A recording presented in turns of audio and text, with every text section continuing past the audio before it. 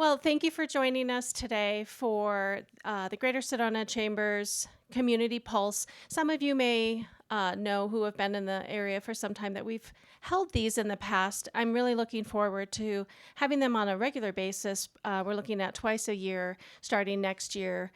So you can kind of plan maybe 6 months in between each one, because there is so much to share and there's so many reasons to convene and to be informed. So look for these in the future on a more regular basis. We do have a really impressive lineup of speakers today that I'm really thrilled about from the state, county, and local leadership levels.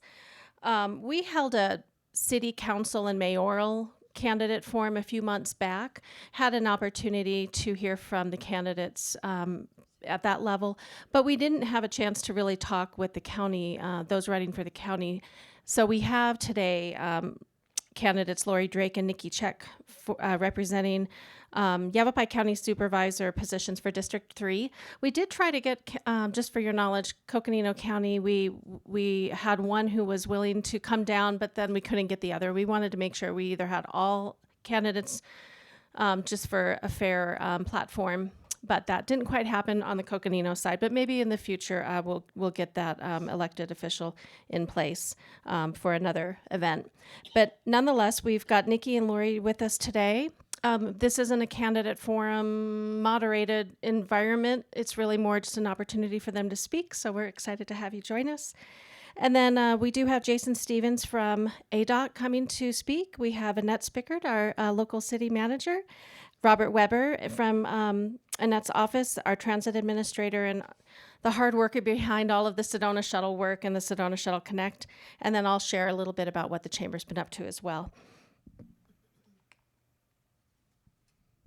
I would like to give a quick thank you, actually a deep thank you to our venue sponsor, Mary D. Fisher Theater. Thank you for having us here today. Reba Stone is their operations manager, and I'd like to give you an opportunity to say a few words. Oh, I love a microphone.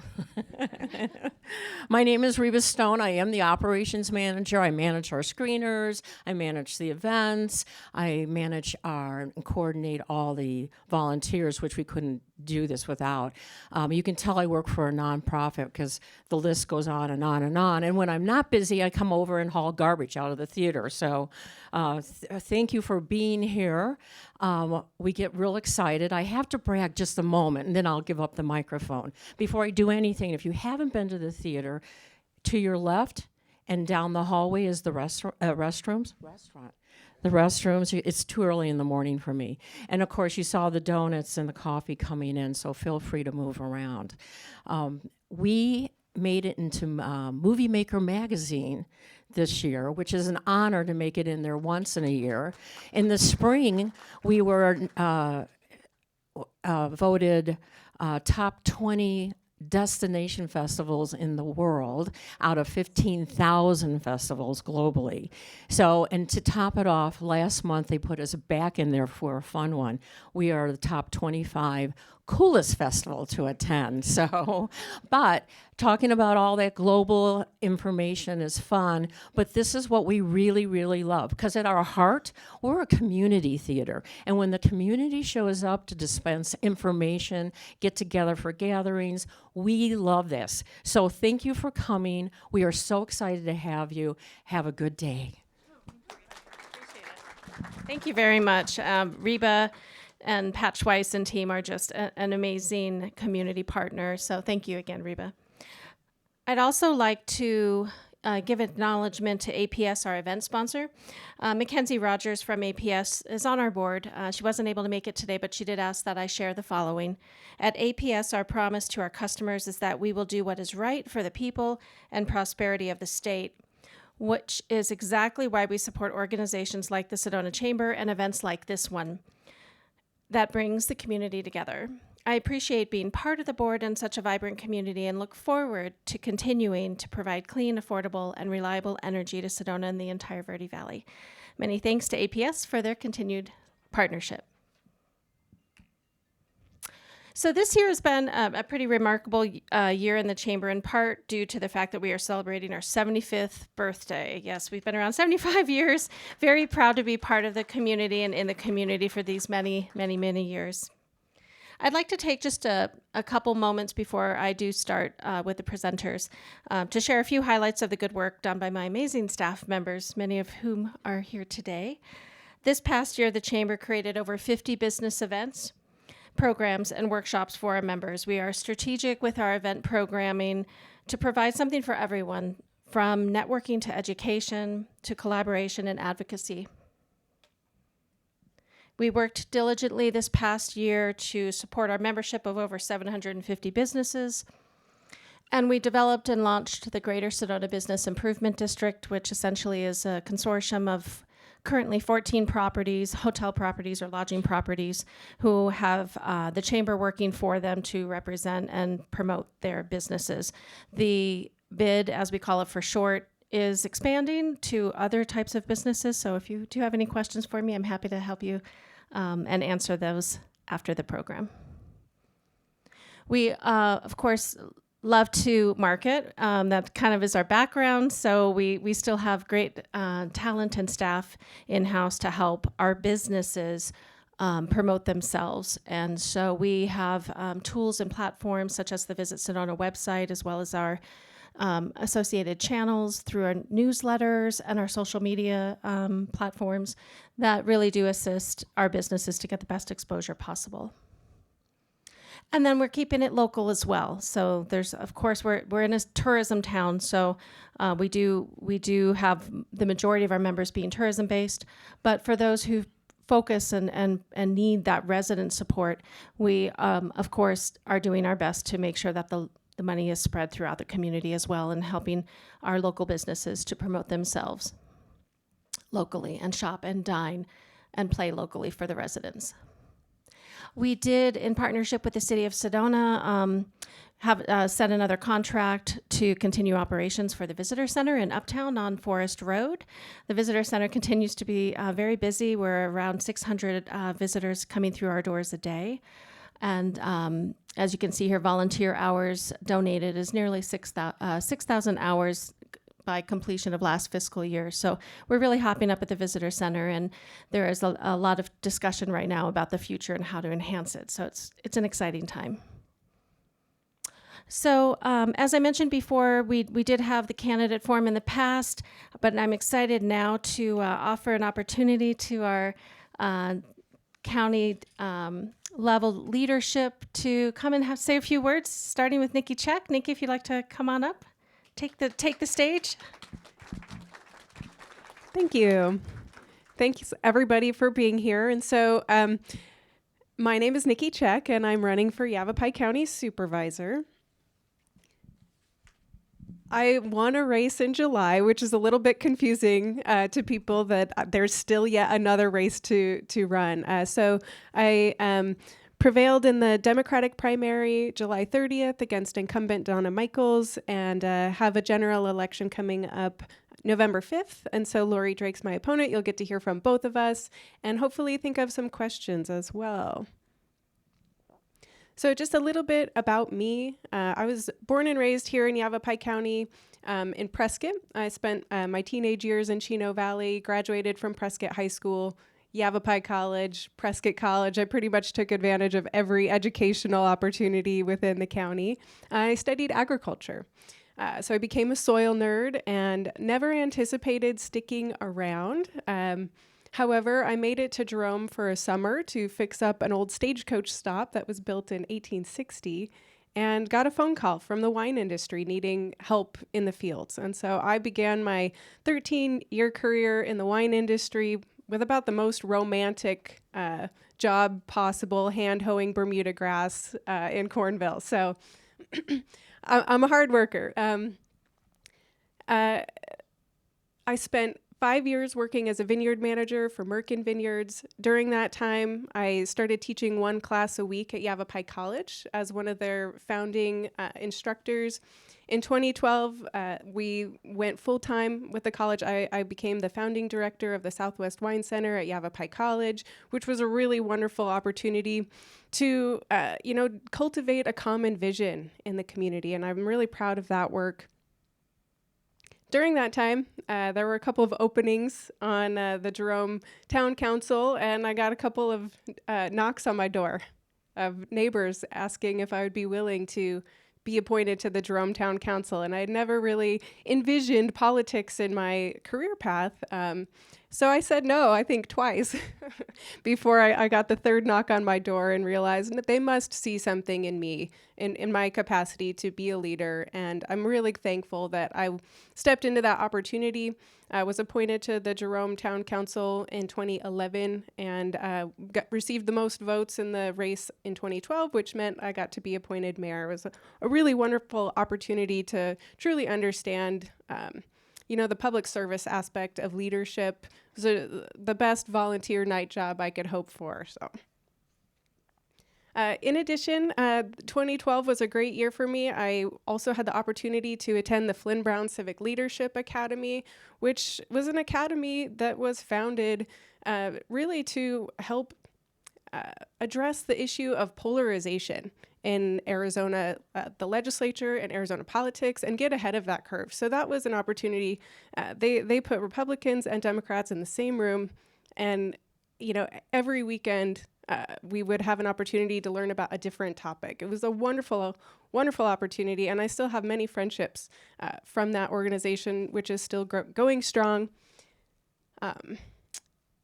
One of their outcomes was to cultivate potential leaders for the legislature. And so in 2016, I ran for the state Senate and very nearly got that position, lost by 1.8%, which was barely painful. But it really allowed me to understand how to run a race, and that was information that really came in handy this time around. I have a 9-year-old son who goes to school in Cottonwood. He plays soccer, mountain bikes, wonderful active child. And I've also served on many boards. So let's see, some of the opportunities I've had to serve my community includes the Verde River Basin Partnership, which actually ended up folding into the Friends of the Verde River. I was on the board of the Verde Valley Forum for Public Affairs. And as mayor, I served as I was an appointee to the Intergovernmental Water Advisory Committee. So those are some of the topics that have really interested me. So now I'm going to kind of change pace a little bit and talk about, what I hope to achieve. What are the things that I see coming for the county? What's going to be coming across the dais, and things that I'm generally passionate about. I love this picture of me in the corner. It's easy to dress up and talk in front of a room and show the more polished side of my work ethic, I would say. But I think it's important to see that most of my career involved a lot of really hard labor, and there was a need to be really tenacious and keep going. So this photo of me is actually at Mingus Union High School. After a full season, I think we had planted 3 acres at the college, and we got a grant to plant 3 small vineyards at 3 high schools in the county. So I think I'd been on the ground in that position for about 3 months, or not 3 months, but about a full month planting, and still had a smile on my face. And so that's kind of the work ethic that I'm bringing to the county level. I know it's not an easy job, and so there's an amount of tenacity that you have to have, and I'm really excited to bring that. I think that at the county level, the work that you end up fostering and cultivating has to have some values behind it. And so I want to tell you here today that sustainable economic development's something that's very important to me.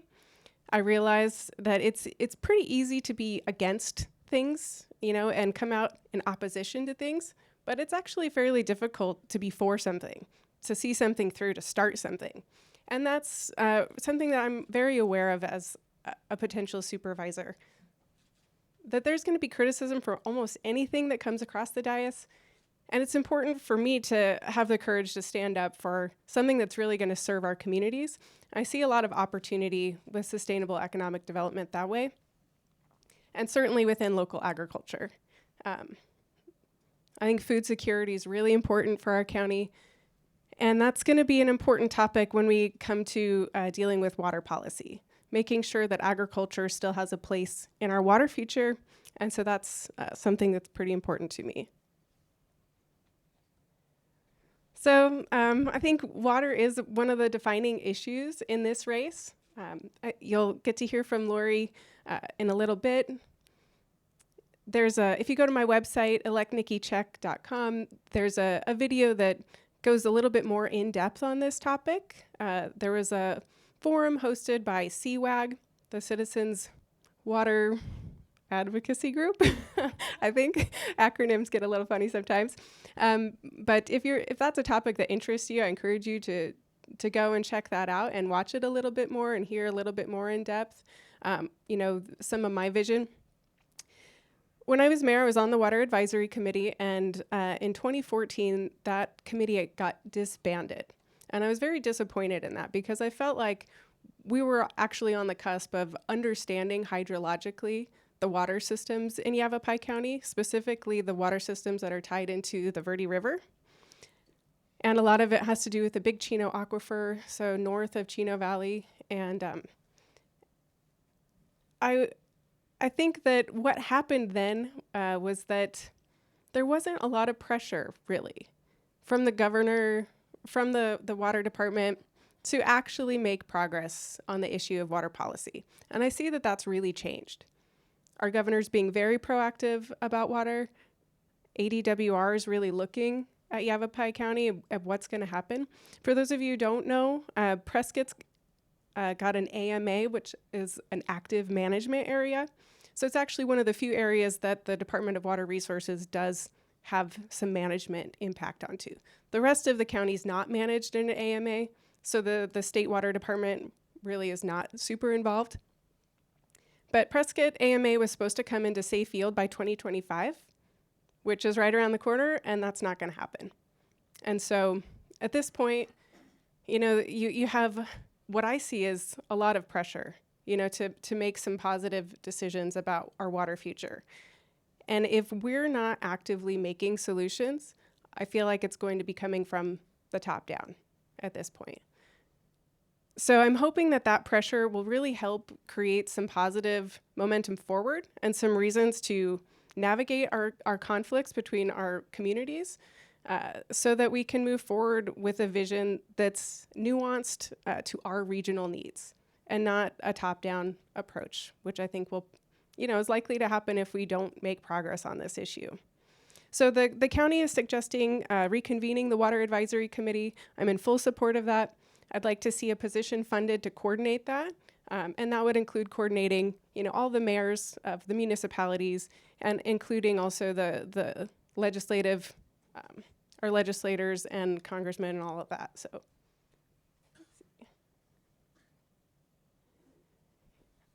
a part of the progress that we can make on water is actually tied to the zoning ordinance. So for those of you who don't know, our zoning ordinance at the county level has not been meaningfully updated since 1968. There's tons of opportunity to create a forward-thinking vision in the next 3 years as the county revisits this. I feel it's important that the supervisor takes a strong leadership role in engaging the community on what the communities want to see in the next few decades. If you don't have a supervisor who does that, I feel administratively, county staff will be the ones, to put that vision forward, which is great. But I think it's really important that we take a hard look at what we want to see. And it's an opportunity in the next 3 years to inject that into the zoning ordinance, which is the enforcement document that the county uses for land use. Within that, I'd like to see a conservation open space overlay within that. That's going to help solve some problems water-wise. And it's also going to preserve one of the things that's most important to people here, which is our view sheds, our opportunity connect with nature, to get out on the trails, and hopefully that will have a pretty deep impact. I'd love to see, us work with the state trust lands and see if we can really be proactive in preserving the open space that we have here. Now's the time. If we don't, regulate future growth now, it's all going to be, reactive instead of proactive. So this is something that's really important to me.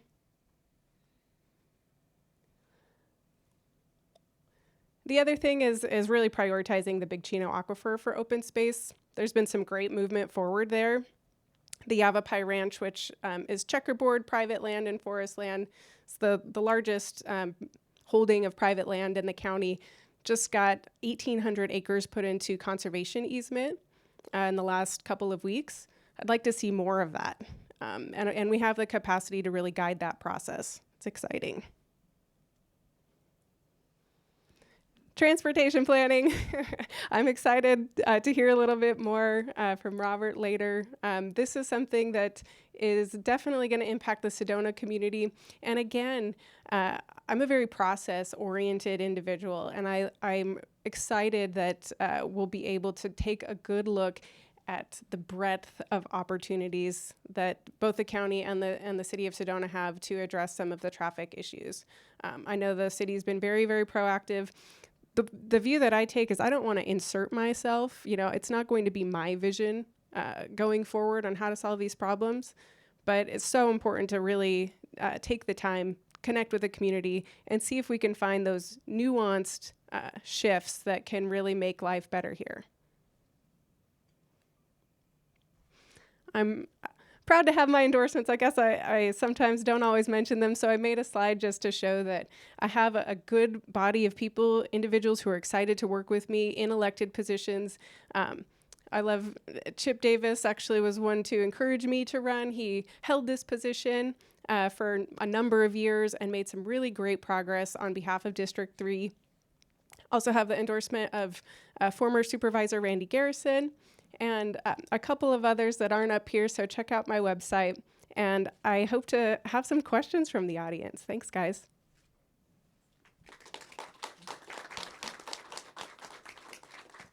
So each speaker does, we have a few minutes after the end of each speaker to allow you to ask questions. So we have some microphones strategically in the room. If you have a question, just raise your hand and we'll give you a microphone.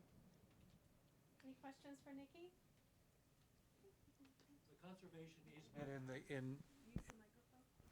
Conservation easement in Chino Valley, you talked about. Why is that important to us?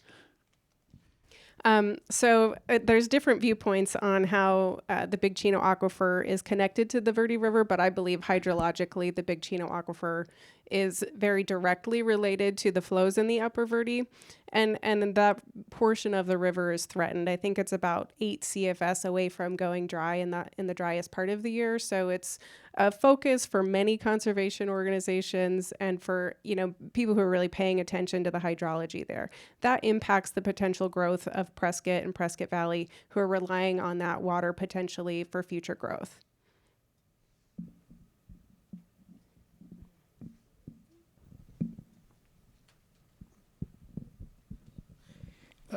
We've looked at your donations, and it's clear that Scott Jablow and others have contributed to your campaign, as well as dark money PACs. How do we know that you're not going to be beholden to them?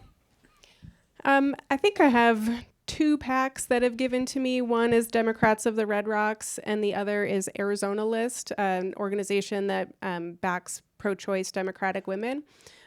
So I don't know who donates to those PACs. They both have been at $1,000. So I think that the reason why campaign finance puts a cap on each gift, like an individual can't give more than $6,650, because more than that would really provide a conflict of interest. So, I mean, certainly all of those records are available for people to view. And I think what's important there is that you're able to then look at my behavior and see, is she actually acting as though there's a conflict of interest? Is she aligning herself according to her donations? And I don't feel beholden to anybody who's given to my campaign. I know Scott and I, Mayor Jablow and I have already been on the other side of issues, since he's been supporting my campaign. And that's a part of the process. I really feel strongly that I'm a public servant that is meant to represent the broad constituency and not an individual and not even myself. You have to make decisions based on the greater good. And that's something that I've always kept in mind. You mentioned your environment. I understand that there is a slag heap in the center of Cottonwood that has been found to have very high levels of arsenic and other heavy metals that are affecting the health of people in that community. As a county supervisor who would have jurisdiction over that area, what is your position on that? Well, it wouldn't be direct jurisdiction, although certainly I would want to have a voice in that room. ADEQ, the Arizona Department of Environmental Quality, is the organization that's really responsible for that, and then the city of Cottonwood would be next. However, it's an issue that's not been properly addressed, and I'm sensitive to it because I personally have experienced heavy metal poisoning in my health past, and it's scary, and it's actually very difficult to understand where your symptoms are coming from. And so it's an issue that, again, despite any campaign donations that might have come in, I am 100% committed to doing what's best for the residents of Cottonwood. ADEQ, gave a presentation, and they focused on lead, which was very confusing to me because it wasn't a lead mine. So I have a lot of pressing questions, honestly. They didn't come back with their dust reports yet, and so I think December is the next opportunity. I know that lease is coming up, and so there will be an opportunity for public comment on whether that lease should be renewed, and I hope that conversation's a strong one. All right. Thank you, Nikki. Thank you. Appreciate it. Thanks. All right, folks. Thank you, Nikki. Lori Drake, you're up. Please welcome Lori to the stage. That's okay. Yep. There you go. Would you like the mic as well? That might be a good idea. Hello, everyone. My name is Lori Drake, and I am running for District 3 Yavapai County Supervisor. I want to thank you so much for having me here today. This is a wonderful event in a wonderful venue. I very much enjoy coming here every year. Anyway, I was born and raised in Cottonwood. I am a fourth-generation Verde Valley resident. So the Verde Valley and District 3 is very important to me. It is a community in which my family immigrated here to grow roots, raise their families, and start businesses. And I'm very much somebody that is for the small business part of our community. I've also watched our communities struggle, but I also understand that we need to start bringing in more industry to help families continue to live here. That's one thing that I wish for everyone, is to be able to build their family here and to be able to see the beauty that District 3 has for everyone. I've been married to my husband, Steve, for 31 years, and he supports me every time I decide to do something like this. I have two beautiful daughters, and one lives here in the valley, and one would love to move back home and be able to start her family here. So I decided a long time ago that I would be involved in my community from a very young age. I was involved in 4-H and FFA. It always taught us civics and involvement in our community. I have always been someone to stand up for everything that is going on around us. I want to preserve what we have here, but I also want to grow. My education and background started when I worked with my family in family businesses. My mom was very much, she wanted us all to work and know how to run a business. She taught us bookkeeping from a young age. I then, after high school, I went on to earn a degree in business operations and several certificates in accounting. I've always been fiscally responsible with anything that I've done in civic organizations and my life. So actually, my education experience would actually take us into being responsible for the county. I've been an elected official for over 8 years. Well, not over 8 years, just about 8 years. I have a woman in this here today that encouraged me to run for the position of Mingus Union High School Governing Board. I used to sit at meetings and have so many opinions about how they spent our money and implemented things within the school that were for the benefit of our children. And some, I think, times I had very big opinions about how I felt things should be implemented, and they weren't. I quickly learned that once you step your foot into the arena and you're an elected official, there are many different things happening. And there are so many different laws that are guiding you and policies. And I've always been one that I want to go ahead. Sorry, I'm a little behind on my thing. I want to go ahead and look at the fiscal and policy-driven values that I have. I've always been conservative in my values that I look at for Mingus. I've been very open to anything that we do at Mingus, but I have always looked at what the money's going to be and how it's going to affect the taxpayer and what it's going to do for the children in our communities. Now, when it comes to the county, the inflation has been really high. And I know that we have some propositions on Proposition 479, and I'm actually going to touch on that a little bit.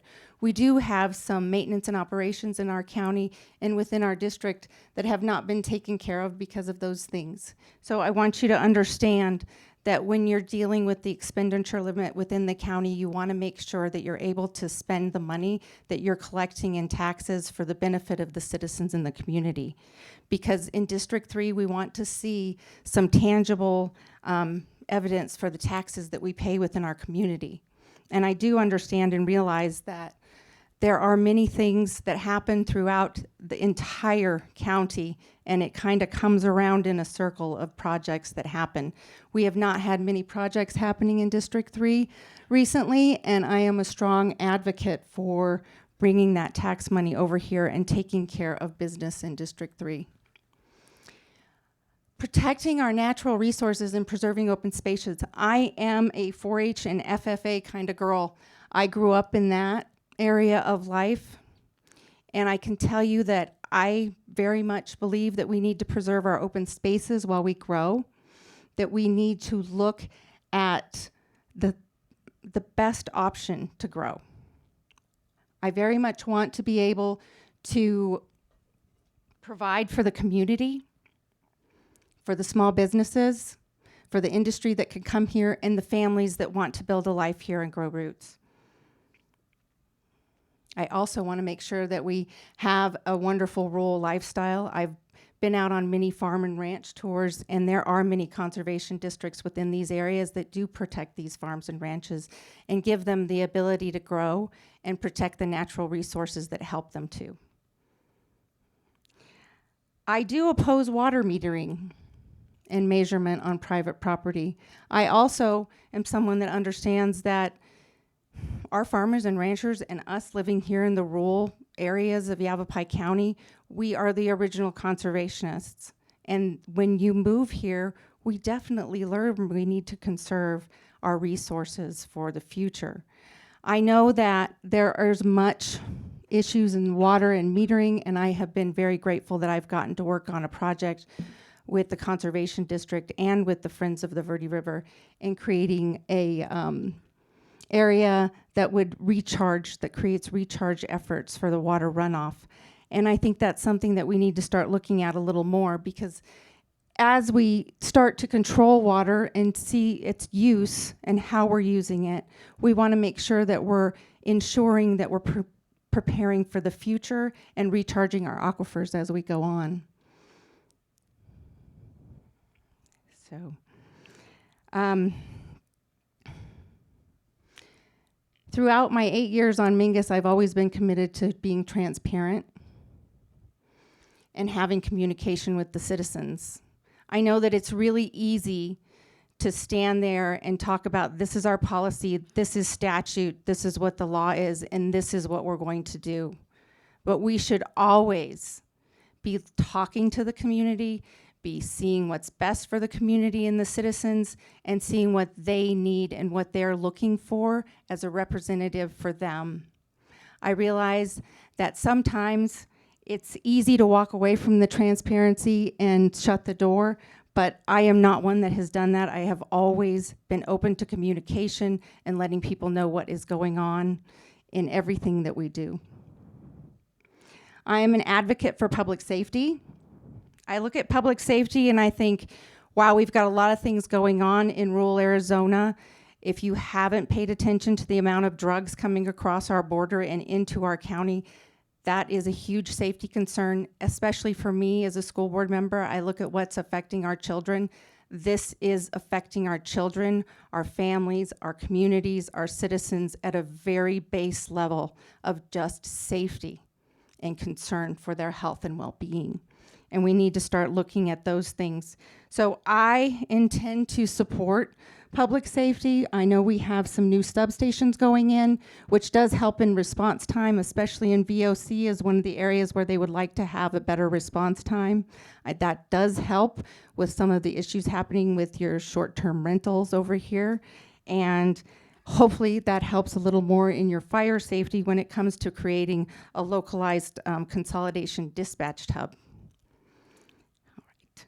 So fire safety is something that is utmost on our minds, especially in the summer in Arizona.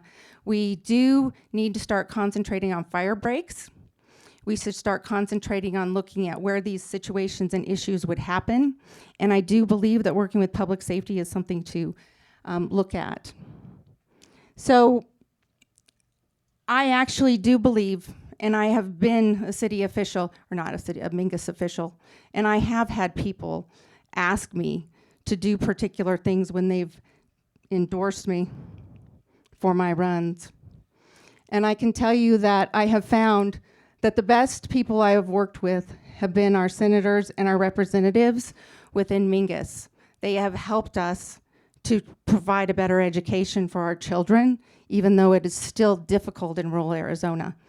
They definitely support me in what I believe into preserving our rural values and our way of life.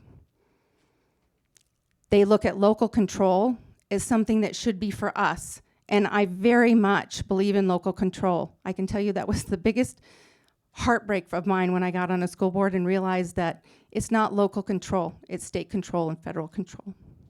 And so I have centered myself with these endorsements and these people to help try to bring local control back to our communities.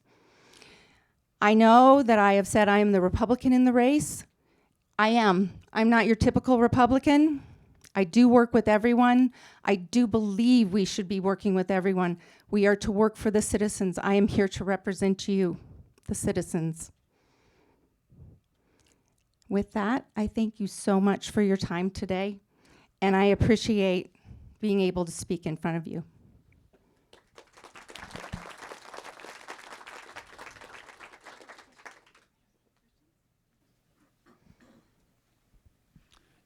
Lori, in District 2, our neighboring district, a lot of the big ag people have been working with people who are on the ditch and diverting water out of the Verde River for their agriculture production, have been working with organizations like the Nature Conservancy to upgrade the gates so they can to the most modern technology so they can be monitored and reducing any excess flow taken out of the Verde River that isn't needed.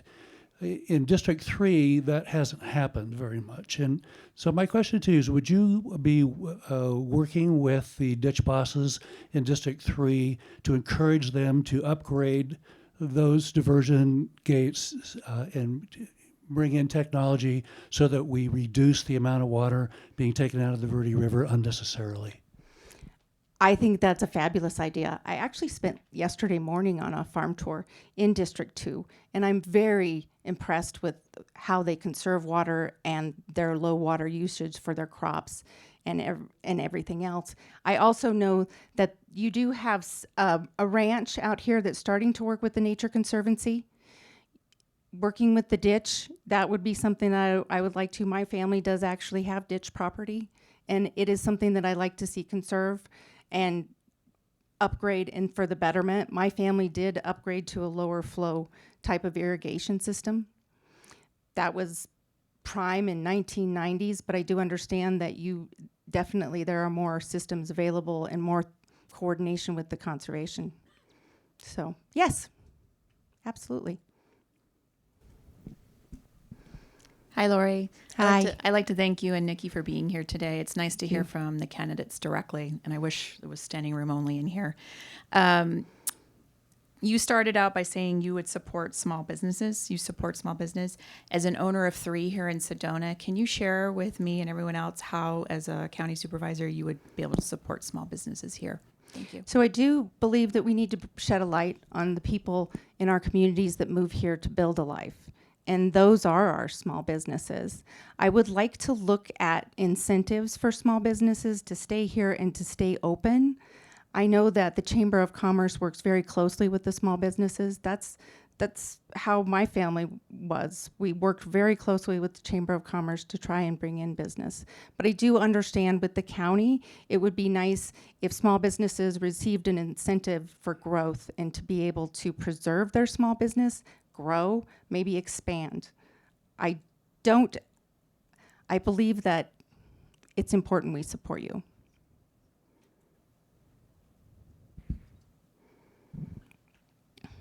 Hi, Lori. Excuse me. Thanks for coming. So, as a small business owner myself and a Cottonwood resident, I have a lot of concerns. There's the water concern. There's the small business, which I love that you support. And I'm hearing passion from both candidates, and I'm hearing public servant, which is awesome. What I'd like to know is, regardless of my political affiliation, as just a citizen, how would you represent me, regardless of whether I'm Republican or Democrat? The same way I would represent anyone. I have sat many times with members of the public, parents, and parents are a huge one in my role as a board member. I don't ask them what political party they're part of. I discuss the issue with them. I encourage them to go through the chain of command. And in all reality, a lot of people just want someone to listen to them and to understand the issues that they're having. If it's an issue with a child, it's the same. It's an issue with their community, their county, where they live, what is happening, what's the concern for their home, for their child, for their business. I look at everyone all the same. Even when I pulled my packet, there were many people that were like, oh, I didn't realize you were a Republican. That's a good thing. That's a good thing. It means I've served the community well. I've represented them well. Thank you. Are we? All right. Thank you very much, Lori. Thank you. Thank you for coming. Appreciate it. All right, we're going to switch gears a little bit here and talk about transportation. Welcome to the stage, Jason Stevens, Community Relations Project Manager for ADOT. Just advance this right there. Thank you. Thank you very much. Good to be back in Sedona. A couple of fun facts here. How many people have been living here since 1985? Okay. Do you all remember Chagru's restaurant in West Sedona? Okay. I was a busboy there. I served tables, I bartended, I cooked. So if you ate there between 89 and 97, I probably served you. So, okay, all right, there you go, yeah. And then another thing is I also was the sports editor and sports writer for the Sedona Red Rock News after I graduated from NAU. So long history in Sedona. All right, let's get started.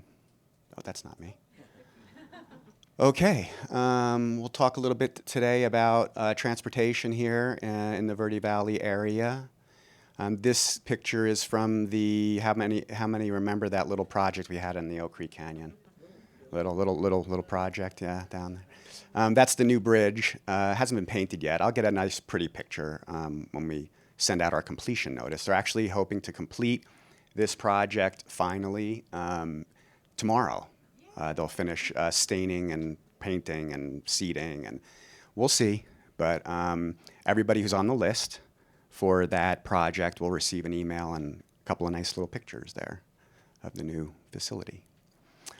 Today, we're going to talk about the North Central District, some ongoing projects, some recently completed projects, some upcoming projects, and how projects are identified and how you can get involved in the process if you would like to let your elected officials know, hey, I think this project should be funded or identified for funding. This is a picture of just outside of Sedona when we had that rockfall incident, and we kept saying, oh, it's open. No, it's not. Oh, it's open. No, it's not. And this is them kind of finalizing the paving just outside of there. Okay, so ADOT has 7 engineering and maintenance districts. North Central is where we are. Then you have the Northwest, Northeast, and then the Central District, which is essentially like Maricopa County, and then Southeast, Southwest, and South Central districts. And that's about 28,000 total lane miles that ADOT is responsible for. We are in the North Central District. I want you to remember there's 7 ADOT districts, and we'll get to that later on, why that's important. In the North Central District, 23,000 square miles, 5 counties represented, just under 2,800 lane miles, mostly in Coconino. Coconino is a giant county. And we coordinate construction and maintenance activities with more than 40 stakeholders, which is essentially local, regional governments, cities, towns, and counties, et cetera. Okay, we'll talk about some of the ongoing projects now. As we mentioned, the Oak Creek Canyon project. This was for rockfall mitigation, sediment control, and rebuilding of the Pump House Wash Bridge. It's still amazing to me that they could rebuild a bridge in that little, and those switchbacks there while allowing people to go over it. It's unbelievable engineering. What happened was we were actually going to be done with this project a while back. But how many people remember the rock slide event in March from the rains? So when that happened, we had to we modified the contract to include fixing that portion of the canyon too. So that kind of added time to this project, or else we would have been done a while ago. But we had to shore up that rock slide event there, and so we added that to this contract. So it all became one large project. So as I said, this will be complete hopefully tomorrow. If not, they said early next week. But again, best laid plans, we'll see what happens. But I have trust that tomorrow will be the day. I-17 southbound. How many people have been in Flagstaff and driven back down I-17? Long project. Milepost 340 to milepost 311. Bridges, a lot of paving. How many people remember the pothole Armageddon that we experienced, the last 2 years? And we had to get some emergency funding to fix all those potholes. 17 was pretty bad, really bad. And again, remember, 7 maintenance, 7 ADOT districts. We had that emergency funding go to fix these potholes wherever they were the worst. But we'll get back to that 7 district thing and why that's important to remember. Another ongoing project here should be finished late this month. I-17, the Pulliam Bridge. Everybody been over there and seen that construction. The new bridge is built. I don't know if anybody's been under it yet. It has pine cones on it. It's pretty cool, right? So that's built. They realigned the roundabout on the other side, both sides actually. And that project should be done, like I said, by the end of this month. Now we'll go to some recently completed projects. How many people live in Cottonwood or have driven through Cottonwood, that portion? So this was just recently completed, new pavement, new sidewalks, new curb and gutter. Project there, recently completed. Recently completed, anybody been through Cornville? The shoulder widening, had to go through that. There was some wait times in there. completed some shoulder widening, installed some rumble strips, replaced some guardrail there. Okay, upcoming projects here. This is just, I tried to, we don't have a lot upcoming in the immediate future in the Verde Valley, but just some of the projects that we have upcoming in the area. Cornville Road and Tissot Road roundabout. There's a roundabout out there that's been talked about for a long time. The county, we have partnerships with the counties. And so the county will be paying for it. It's called a local project. County pays for it. ADOT administers the project. So we hire the contractor and we go out and make sure everything's done properly. So the Cornville Road and Tissot roundabout will happen around the summer of 2025. That'll be built.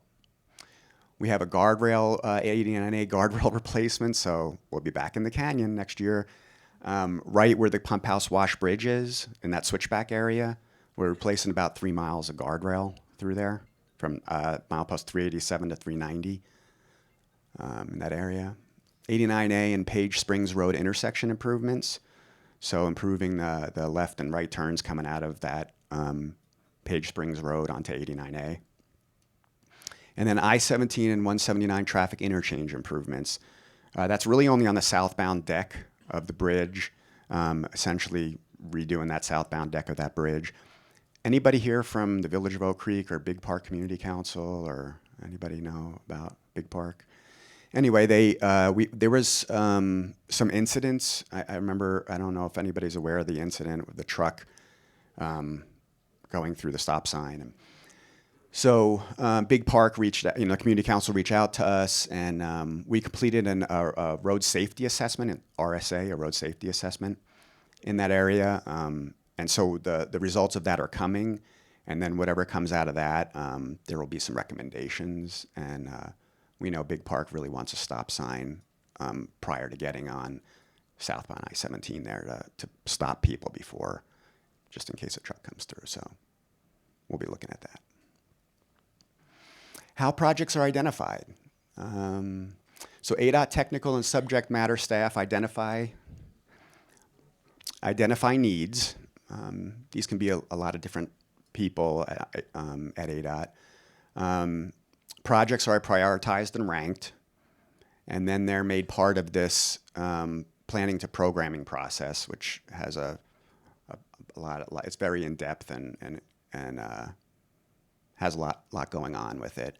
And then projects compete statewide. So when I said that there's 7 ADOT maintenance, seven ADOT districts, 7 ADOT maintenance construction districts, you have to remember, so when people say, oh, how come this project isn't getting done? And how come that project isn't getting done?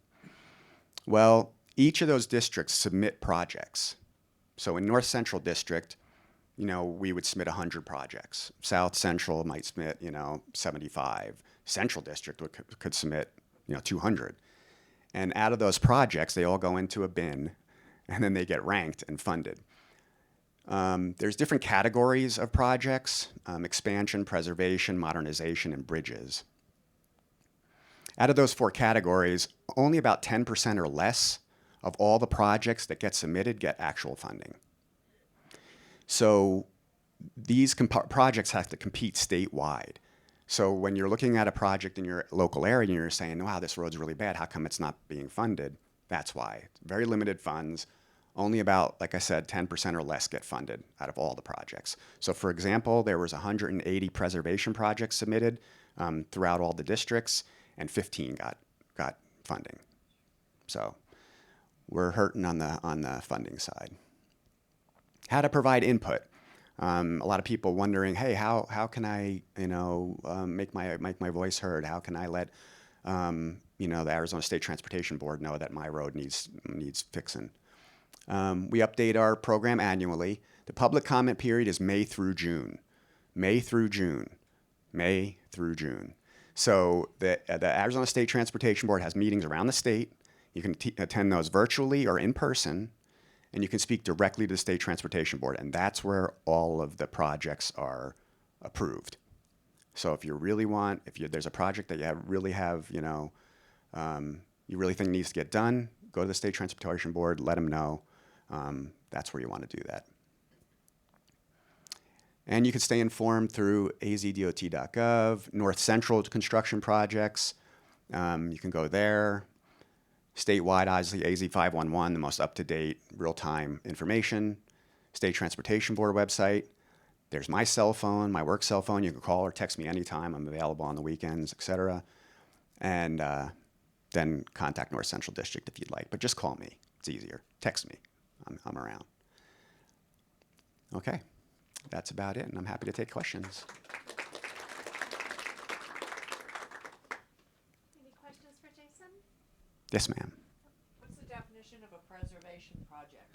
A pavement preservation project, I'm sorry. Pavement preservation. That's basically because of funding issues, we really concentrated on preservation of pavement and roads versus expansion. So preservation is getting a lot more, focus, because of the funding issues. It's very hard to do expansion and build new roads if preserving them is a lot, I guess, cheaper, lack of a better term. Yes, sir. Have roundabouts on 89A been considered like the state did on 260? Have roundabouts on 89A Between here and Cottonwood? Oh, between here and Cottonwood. Okay, that's a good. Safer intersections than what we have now. Okay, compared to 260. I haven't heard that, but let me go back to. I haven't heard anything about that. But let me go back to the district. I'll find out, and then I'll let Michelle know, and she can get back to you on that. Mm-hmm. Yes. All right. Thank you, Jason. Thank you very much. Appreciate it. All right, we have a special guest in the audience today, Mayor Jablow, to introduce Annette Spickard, our city manager, and he'd like to say a few words. Thank you, Mayor. Thank you, Michelle. And I really want to start off very briefly thanking the Chamber for doing this community pulse event. It hasn't been done since, I believe, before COVID. And it's a great way to inform the community on all aspects of what's going on in the town. So I appreciate you doing that. But my main purpose here today is to introduce our new city manager, Anette Spickard. I think you will be very interested in a few words that she has to say. So.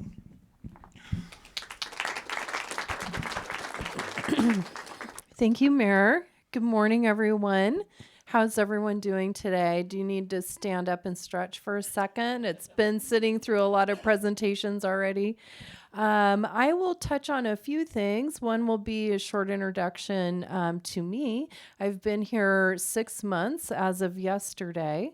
And then I'll touch on a couple of the big profile activities happening in Sedona. And then we will do a little wrap up. I want to say thank you to the Chamber for inviting me and giving me this opportunity. I do want to recognize, the mayor and some of our staff that are here, probably to make sure that, I speak correctly about any of these projects. Right, Andy? And we also have several city councilors here. So we'll get started. So a little bit about myself. I came from the Pacific Northwest. Most of my life was spent in Oregon and Idaho, where we have a lot of water and a lot of snow. And so making the adjustment to the desert climate and water issues of a different type has been really fun and interesting for me. These are some things that I like to do.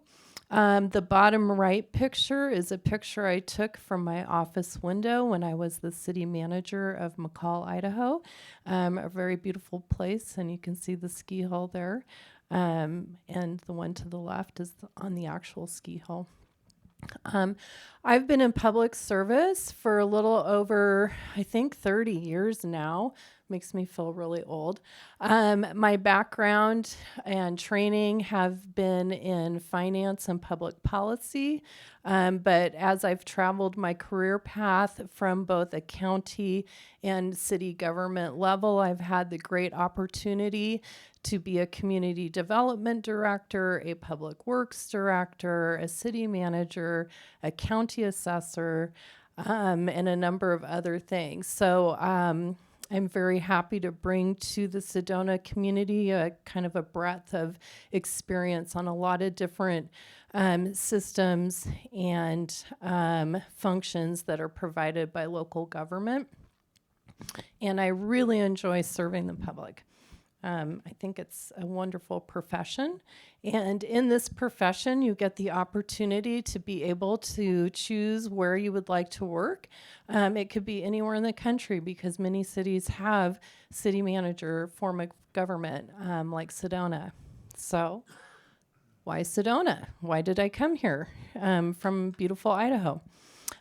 It comes down to the 3 Ps for me, which are people, projects, and of course, the place.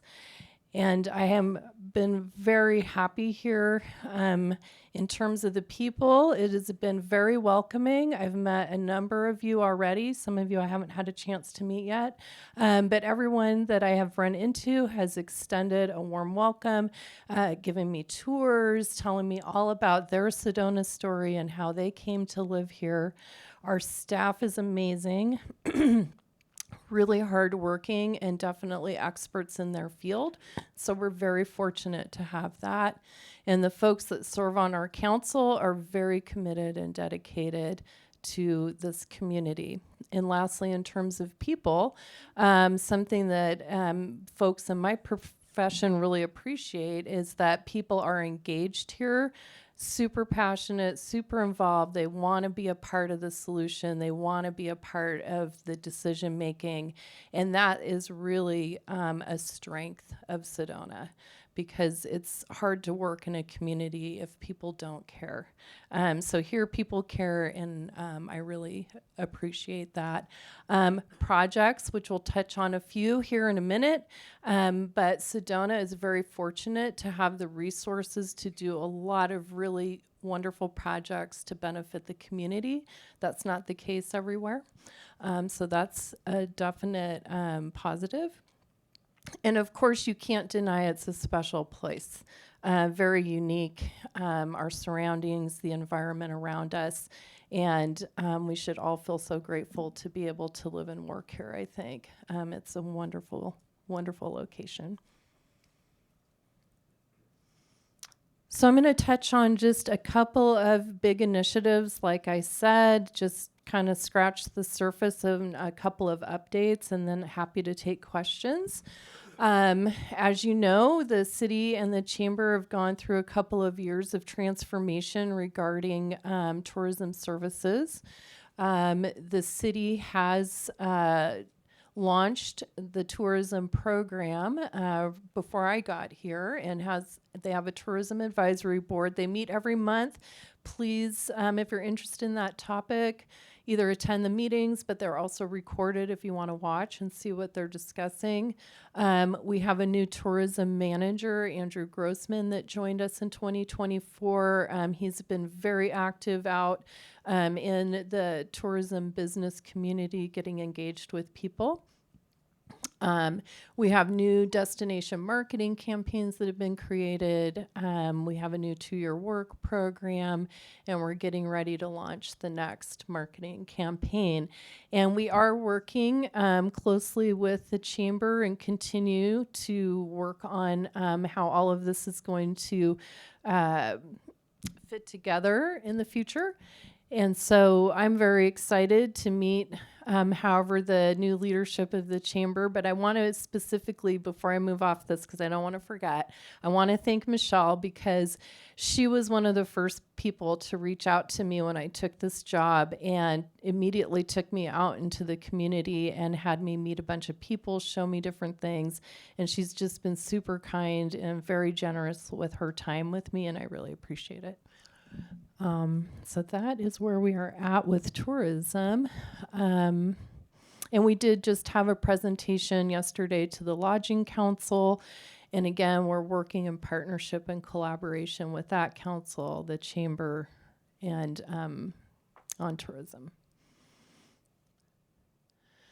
The next big thing, of course, getting back to projects, like actual physical projects now, is Sedona in Motion, which I'm sure you have all heard about, our transportation master plan, which identified a number of strategies in that plan that Andy here is responsible for implementing.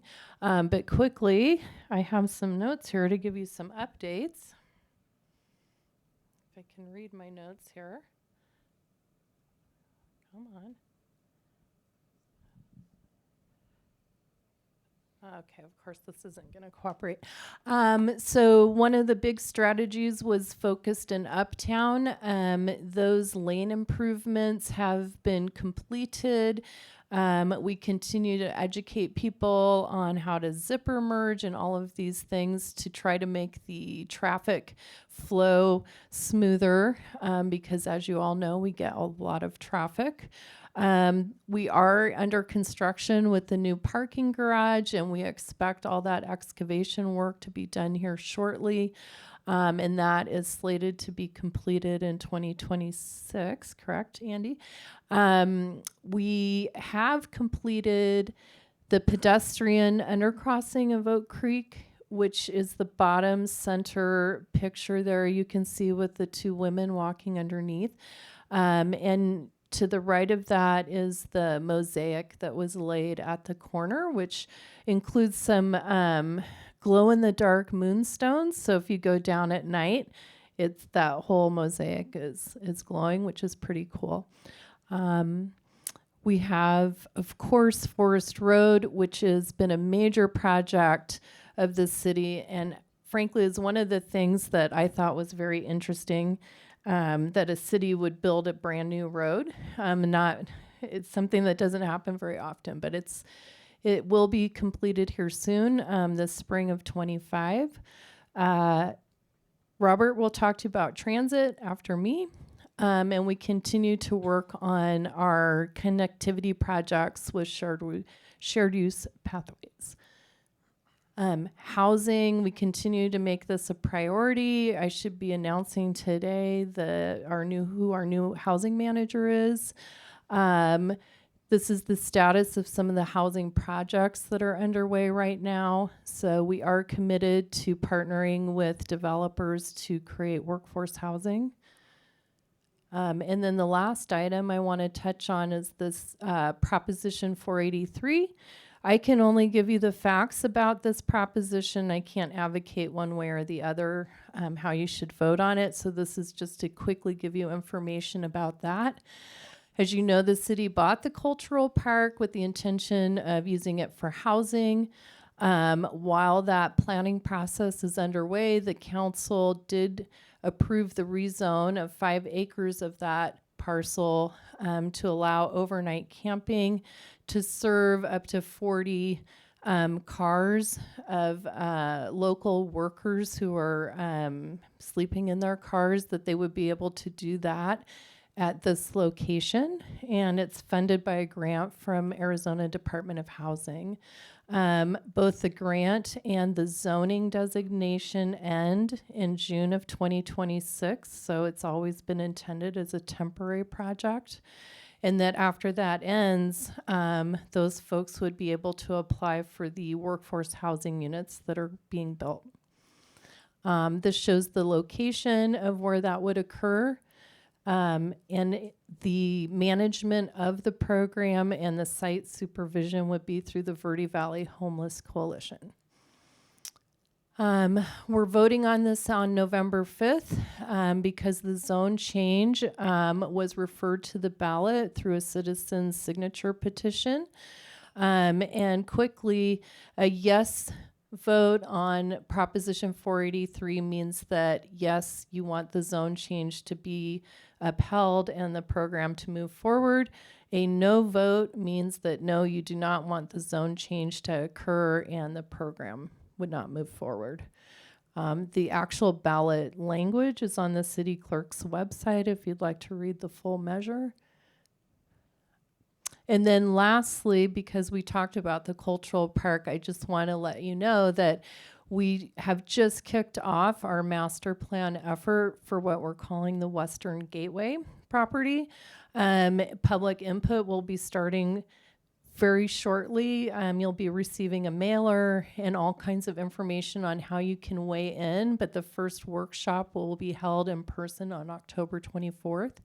But we're planning many ways that the public can provide us feedback on the use of that property. And this will be a year-long effort. So as I said, people here are very engaged and passionate. These are ways that you can stay informed about what the city's doing and to be engaged with us. And I do have a monthly meetup the third Tuesday of every month at the library if you would like to come spend some time with me. I'm also open to scheduling other appointments with people. So thank you so much for having me in your community. I'm really enjoying working here, and I look forward to working with all of you at some point. Thank you. Are there any questions for Annette before we let her go? I've got a couple. I'm not sure if this is more a question for you or maybe for Jason, but you had talked about the 179 underpass at Tlaquepaque. I think one of the huge questions is, are we going to block off the road paths? Because I don't know about anyone else here, but if I'm standing there in the corner, I'm cutting across the street. I'm not going all the way under the underpass, but I know it's an ADOT road. Yes, that's a great question. So our permit with ADOT for the construction of that project included an agreement that we would test closures of that and test the functionality of the undercrossing and the at-grade crossing once it was completed in order to have the data available for ADOT to make a determination on whether that needed to be permanently closed or if we would close it for certain hours on certain days. So that decision hasn't been made yet, but Andy's team will be testing closures of the at-grade crossing here soon and trying different variations of that to see how people react to it. Do they use the undercrossing correctly? So we're in the testing phase now. Would you speak to the cost overruns on the proposed garage as well as the Forest Road extension, please? Sure. So my understanding from when I first got here and got involved at the higher level on those two projects is that the council had set aside a budget sufficient to cover both of those projects. And when we went to the financial markets and sold bonds to finance those two projects, they were sold and in an amount to cover those two in the amounts that you've seen the change orders come through. So we've always anticipated after the initial contract was awarded that there would be change orders coming for the various components. And so while it was reported that these are cost increases, they are change orders that the city did anticipate, and we did have the funding for it. So we're not out of budget or anything like that. So I think the way it's been characterized, unfortunately, has led people to think that we're having cost overruns when in reality this was all planned and budgeted for originally.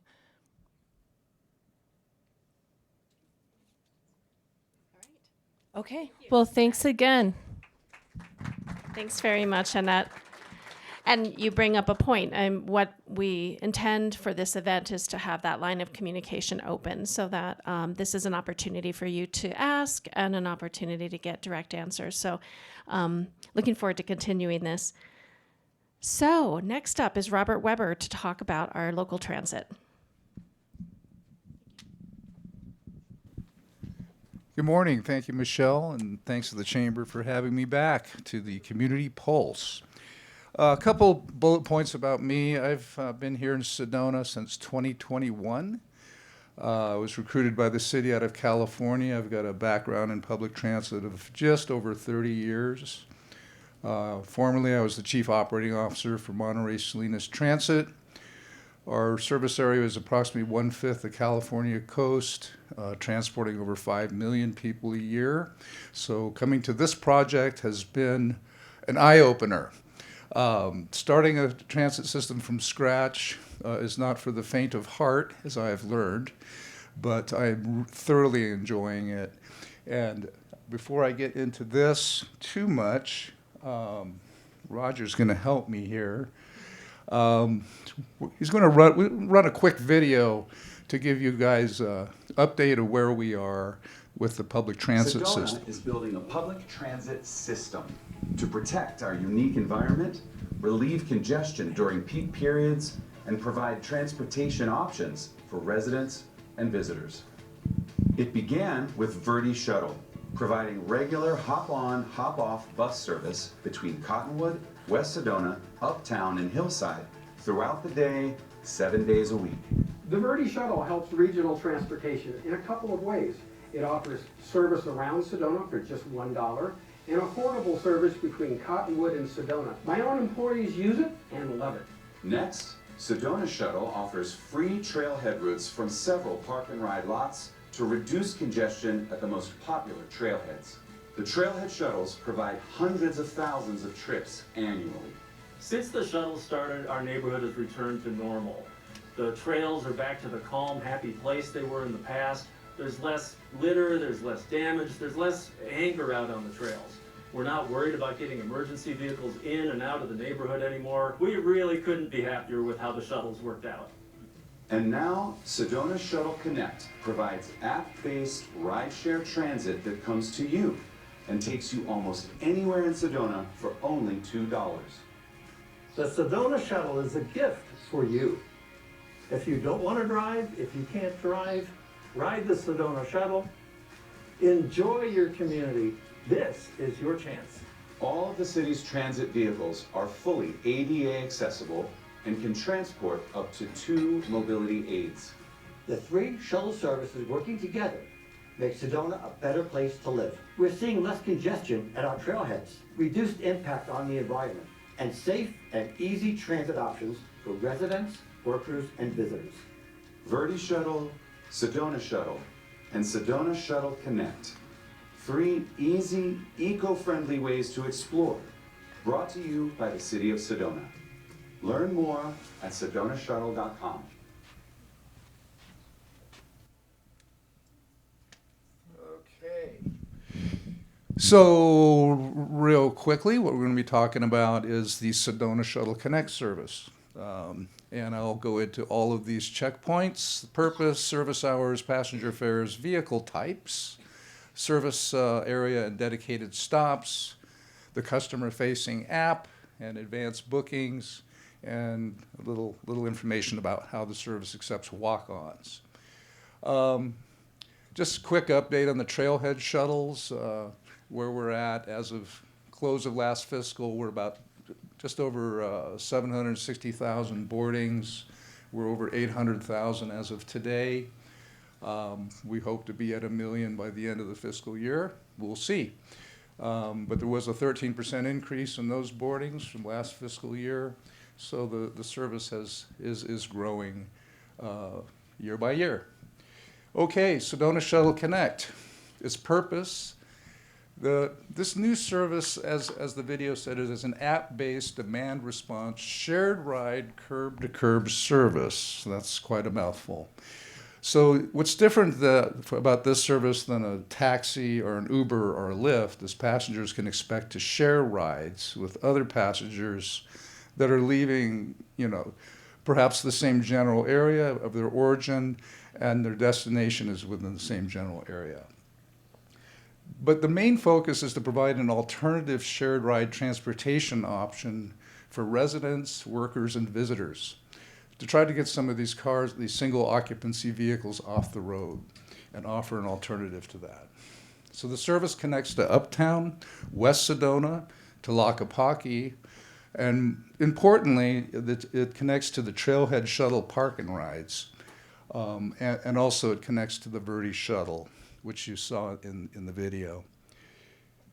So that service launched Thursday, August 29th.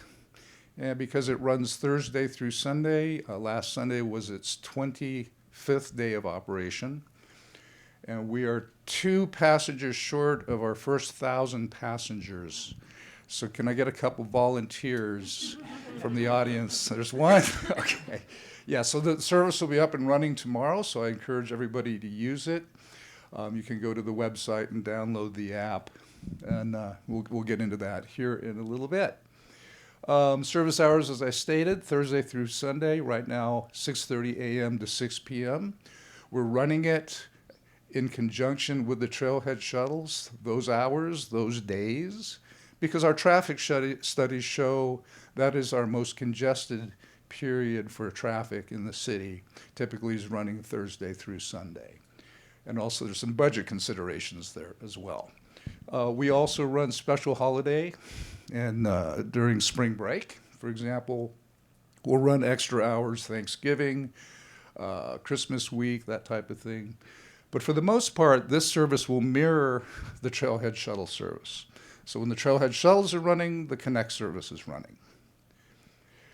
Passenger fares, there's a fare for this service. It's $2 regular fare, but there's a discount fare which applies to seniors, which is defined as persons over 60, persons with disabilities, veterans with ID cards, Medicare card holders, and also access card holders can get that discount to use the service.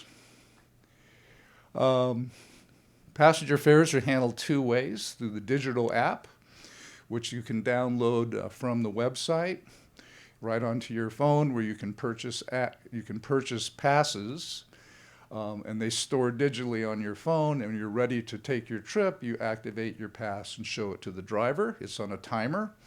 Actually, about 30 minutes after you activate it, it will disappear off your phone. It's a one-time use.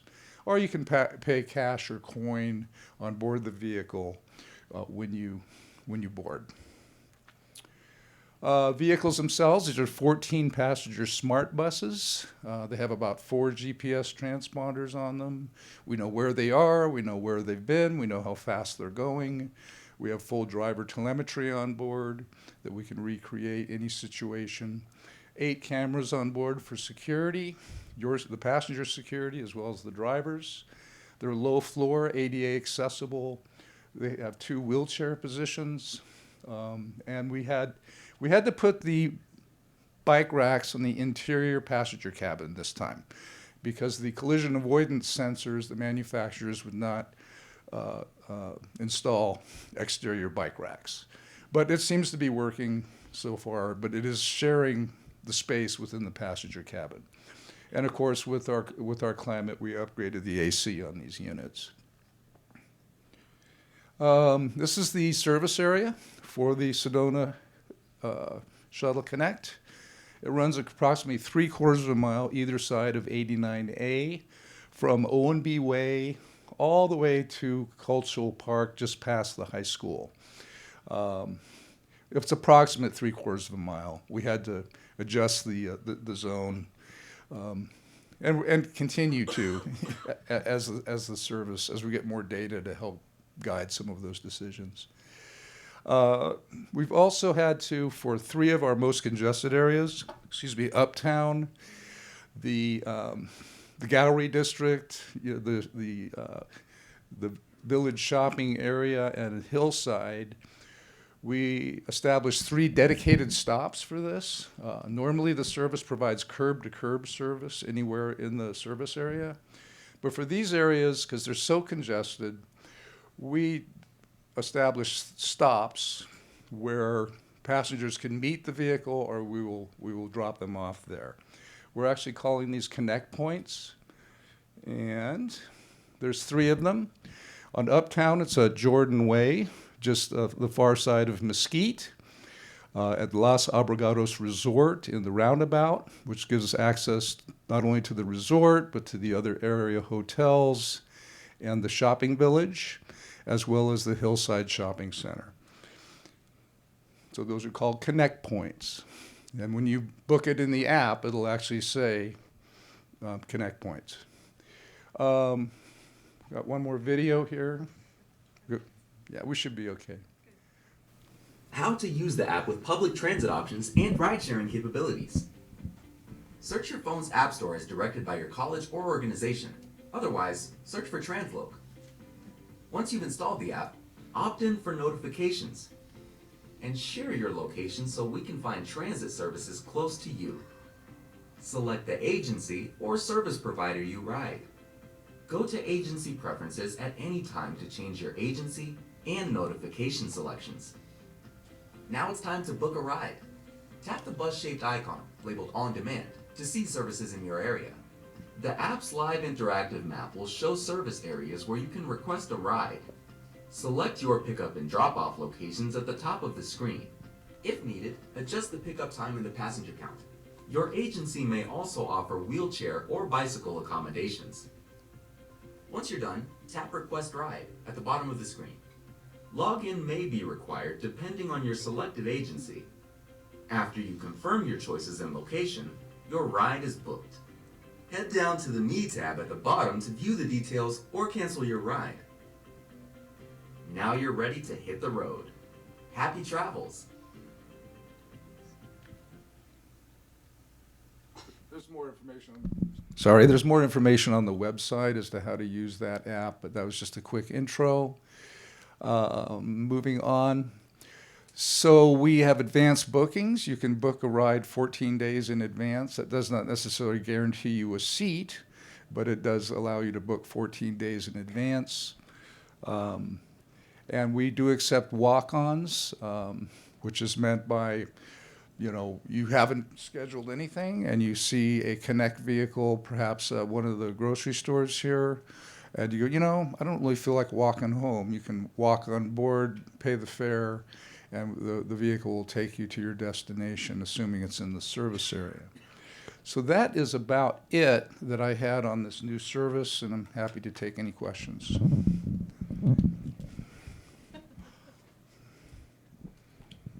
How many Shuttle Connect buses are there? There's a total of 5. We're currently running 4 at peak service that are actually in service. The 5th is a spare at this point, but we can put that 5th into service if need be. Robert, do you think there's opportunities to partner with the county to provide services to the village of Oak Creek? Absolutely. That's actually part of the Sedona Area Transit Implementation Plan, which was completed in 2020. There's been a lot of requests coming through my office for service to that area. I could keep us here all day talking about the funding challenges, but the short answer is absolutely.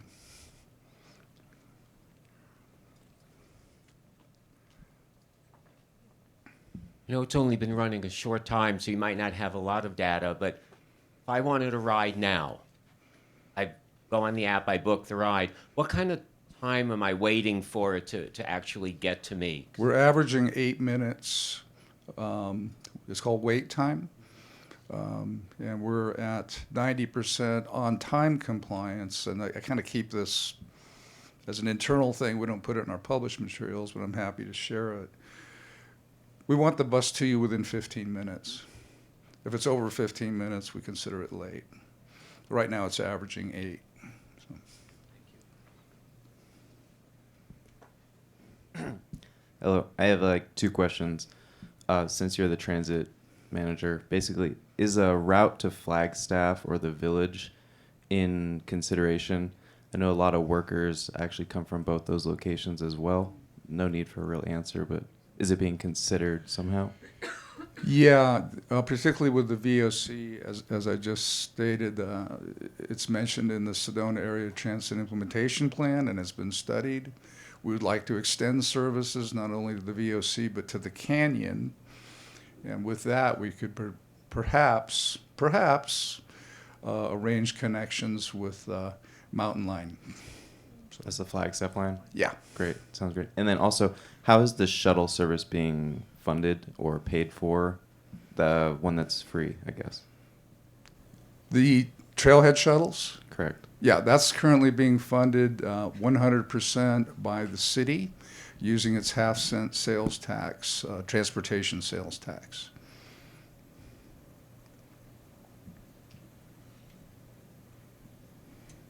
We have one more question.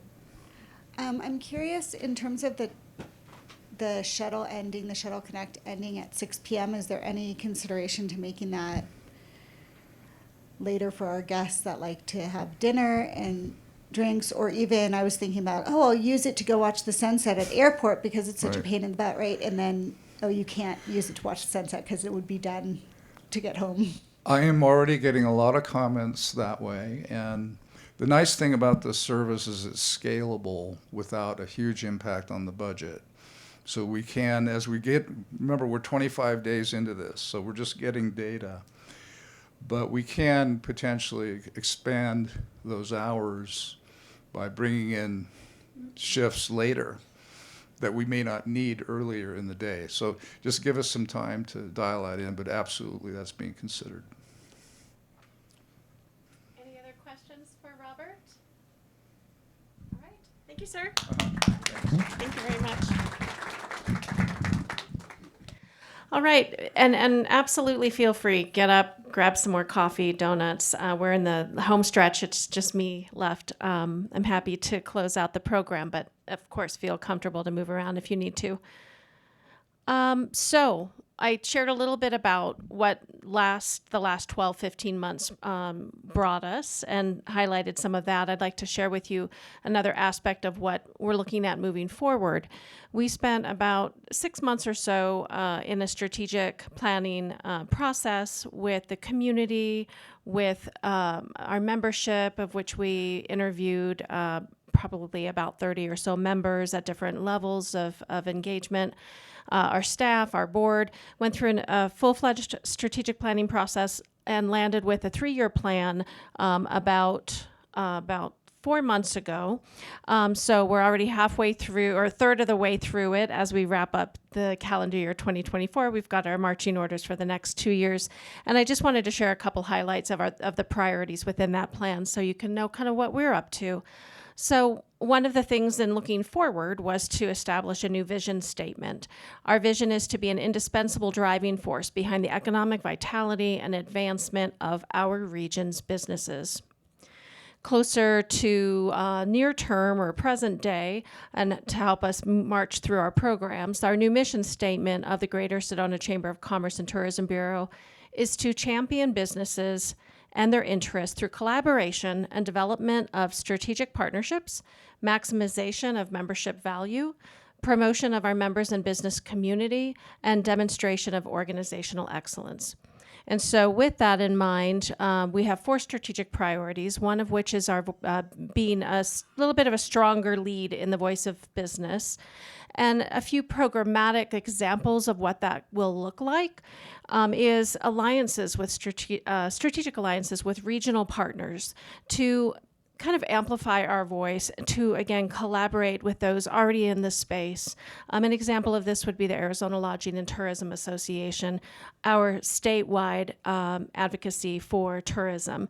And the partnership in which we're amplifying with them allows us to have a greater voice in the Northern Arizona region, because in this instance, with AZLTA, just as an example, admittedly, they want to represent the full state, and they do their best to do so, but having a very strategic and defined partnership with them allows us to have a greater say in what they're hearing from our area and our part of the state, and then to kind of walk side by side with them in advocating for tourism overall. So we're deepening that relationship as just one example of what a strategic partnership could look like.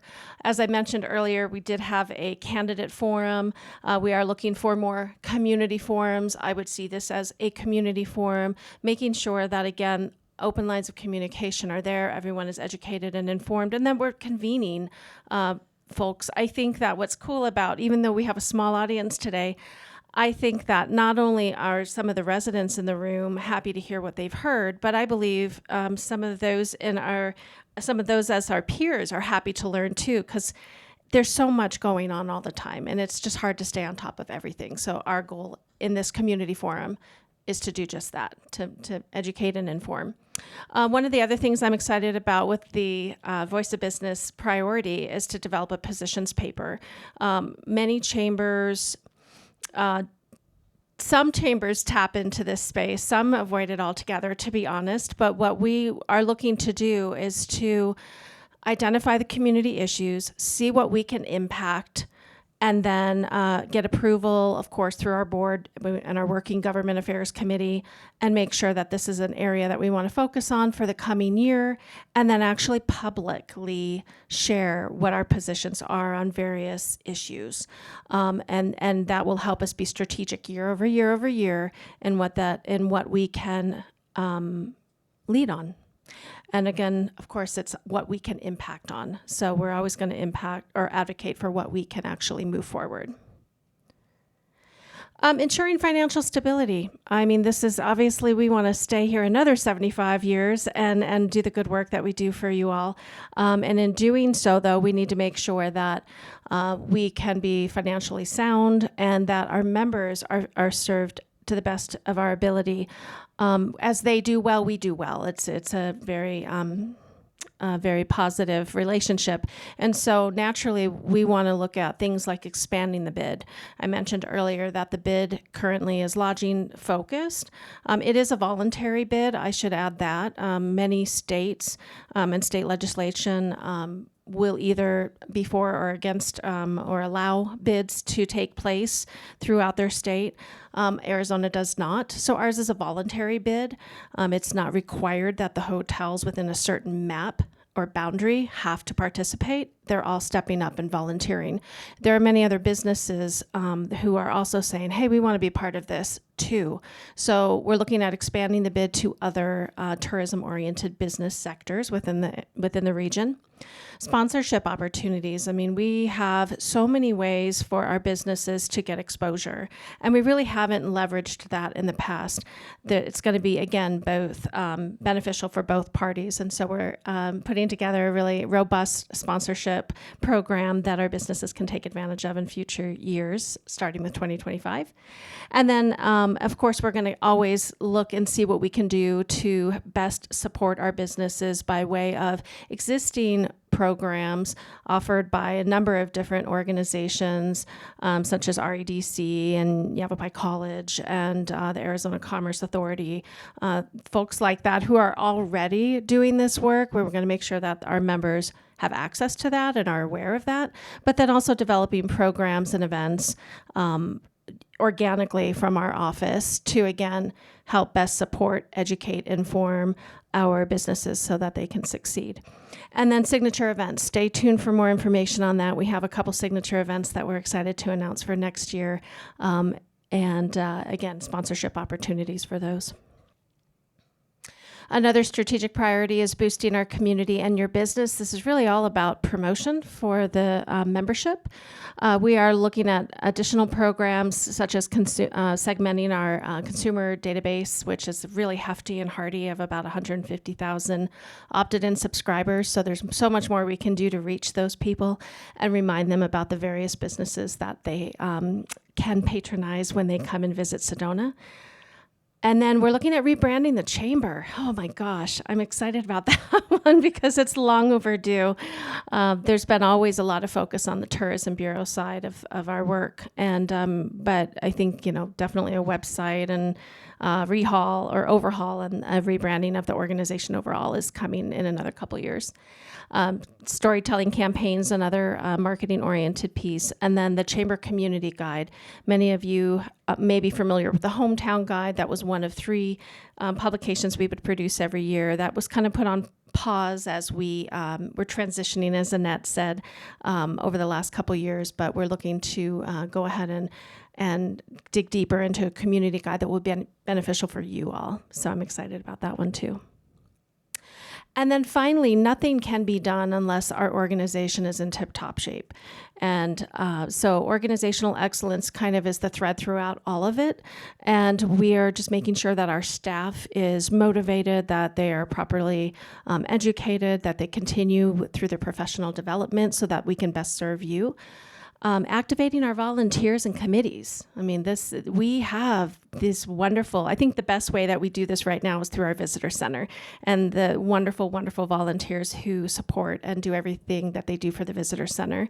But there's so much more that we can leverage, I guess, and ways to engage and bring community members into the fold and help them have them help us as well as helping them. So we just have a natural, as Annette mentioned, a very engaged community. And I think that there are some folks who would like to jump on board and help us in that area. And then a small little note, fiscal to calendar. It's small, but it's meaningful. We've been a July fiscal organization for a while. And as we made this transition, we said, we're constantly having to think in the terms of our members who are typically on a calendar year. And as they're planning their year ahead, like the Lodging Council meeting yesterday, they want to know, hey, how can I engage the chamber, and how can I maybe slate some dollars and funds for working with them in the coming year? And we were always in a different planning cycle than they were. So we've moved over to a calendar year flow, and it's been working really well so far. So those are some highlights of the strategic plan. You can find that, as well as this entire presentation will be posted to sedonachamber.com. And the other piece is the annual report. So I highlighted some aspects of the annual report earlier in the meeting today, or earlier in our program, but there's hard copies out. As you leave, you can feel free to grab one. I believe that is all I have. Does anyone have any questions for me? You're like, yeah, it's time to go. Oh, one question. Yes, sir. Hi. I've heard that the overall tourism environment is down somewhere between 20 to 30% this year, whether it's booking rooms or services in town. And as a local worker, I'm just wondering how the marketing and advertising campaign that's probably been impacted by the city's decision is having an effect, and then how much more advertising is either up or down according to the last couple of years. Just some more information about what is causing, besides an overall economic situation from a country worldwide level, the impact of people visiting or choosing not to visit Sedona based on advertising or not seeing marketing. So just maybe a little bit about that. Sure, and thank you for asking. That tends to be the elephant in the room, I think. So thank you for bringing that up. There was a lag of marketing for a couple of years. And with marketing as my background for 30 years, I of course, am going to say, oh, well, that's because we weren't marketing.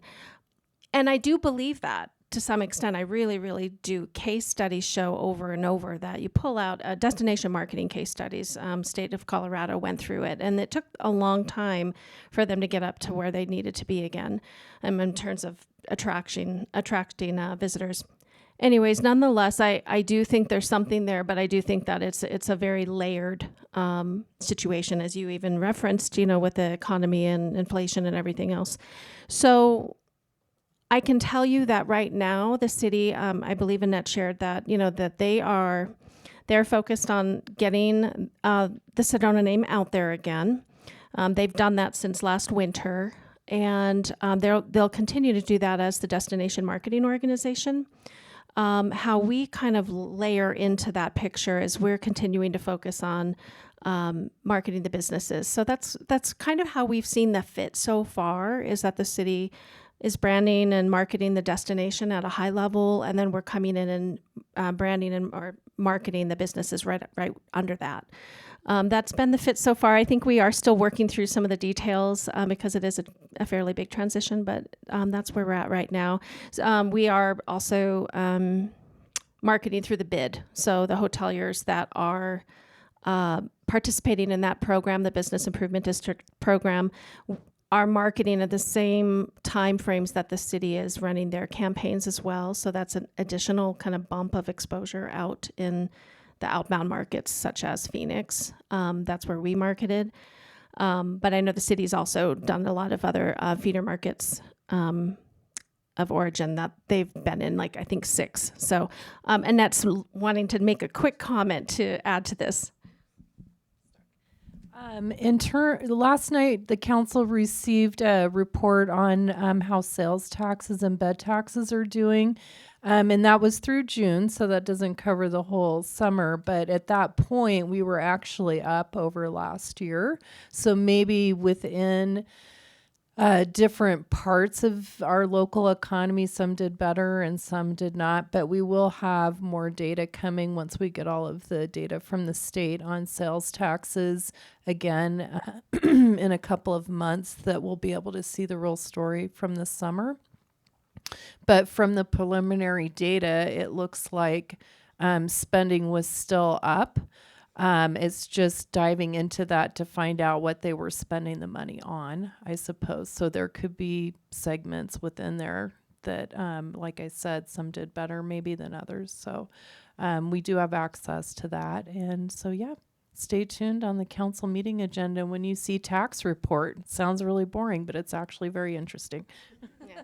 Well, and one other thing the city has been taking over on and is doing a good job on is the research. There are some tools that are industry standards, such as Smith Travel Research and Key Data on the short-term rental side of things, and that's just a snippet of what they're actually digging into. But it takes a little time for them to.